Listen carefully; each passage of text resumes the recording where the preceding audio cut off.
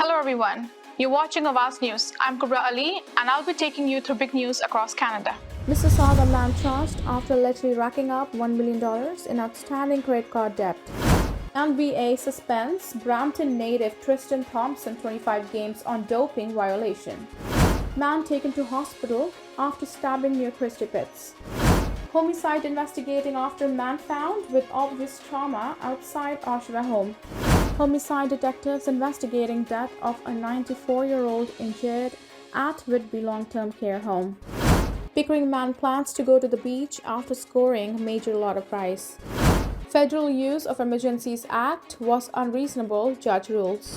These were the headlines, and let's jump right into the A judge has ruled it was unreasonable for the Liberal government to use the Emergencies Act to quell Freedom Convoy protests in the national capital and at key border points 2 years ago. In a decision released Tuesday, Federal Court Justice Richard Mosley said invocation of the act led to the infringement of constitutional rights.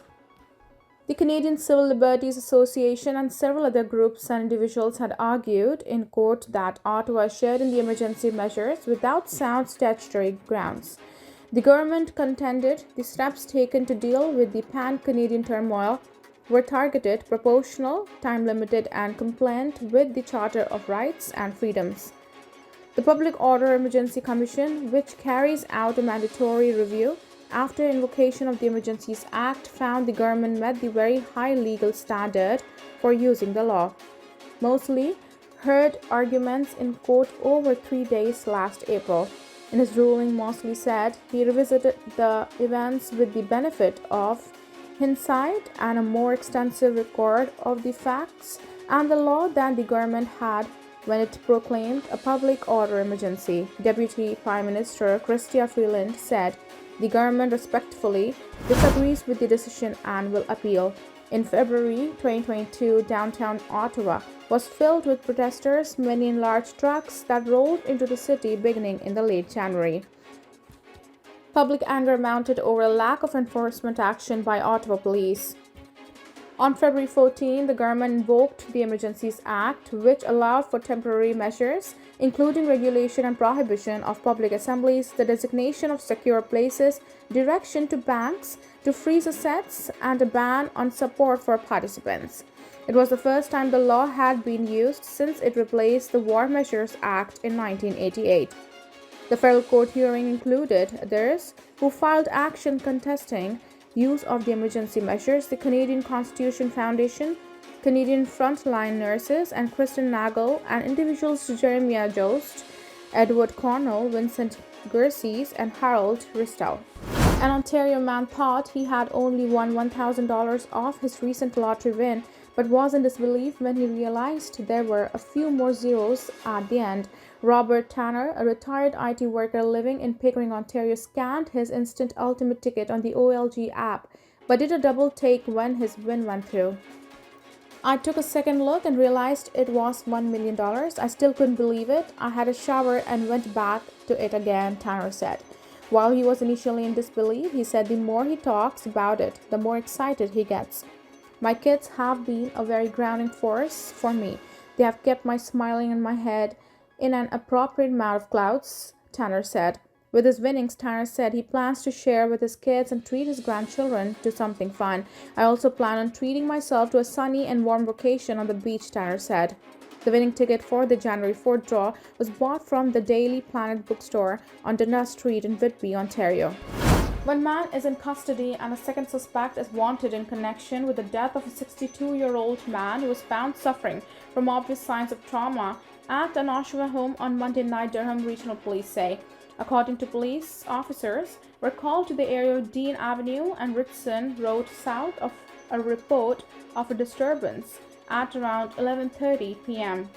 They arrived to find an injured man outside a residence in the area, and despite life-saving efforts, he was pronounced dead in hospital. Investigators have not disclosed the nature of the victim's injuries, but said the homicide unit has taken over the investigation.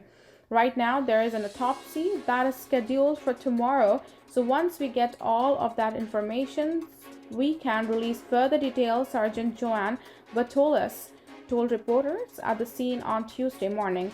One man is in custody in connection with the incident, and the second suspect is still at large, police confirmed. Police have not released a description of the outstanding suspect. Batolas said the suspect that is currently in custody is known to police. It is not clear what charges he is facing. While it is believed that the entire incident occurred at the residence where the victim was found, police tape could be seen at other locations in the surrounding areas as officers conduct an evidence search. The name of the victim has not been released as investigators are still working to notify next of kin, she added. Cleveland Cavaliers center Tristan Thompson has been suspended 25 games by the NBA for violating its anti-drug program. Thompson from Brampton, Ontario tested positive for a growth hormone stimulator and a drug that improves lean body mass and muscle strength. His suspension will begin with tomorrow's game between Cleveland and the Milwaukee Bucks. Thompson was drafted 4th overall by Cavaliers in 2011 and won a championship with Cleveland in 2016. The 32-year-old Thompson is averaging 3.8 points, 3.9 rebounds, and 1.1 assists in 12.4 minutes per game this session. Homicide investigators are looking into the circumstances surrounding the death of an elderly woman who was injured at a long-term care home in Whitby. In a news release issued Tuesday, Durham police said the coroner's office contacted homicide investigators on January 17 to inform them of the death of a 94-year-old woman who had died in the hospital. The woman police said had suffered a fall at the long-term care home at 80 Glen Hill Drive in Whitby. Homicide investigators were able to determine that the female victim was involved in an incident with another elderly resident at a long-term care home, the news release read. The incident caused the victim to fall to the ground. The woman died from her injuries in hospital sometime after the incident. The victim's name has not been released. Investigators are in the process of consulting with the Crown Attorney's Office to determine if charges will be laid, the news release continued. A man has been seriously injured in a stabbing near the Christie Pitts neighborhood. Toronto police say they were called for a stabbing in the area of Bloor Street West and Shaw Street east of Ossington Avenue shortly after 3 p.m. There was reportedly a fight and one person got stabbed, police say. When officers arrived, they located the victim and paramedics shortly transported him to the hospital with serious but non-life-threatening injuries.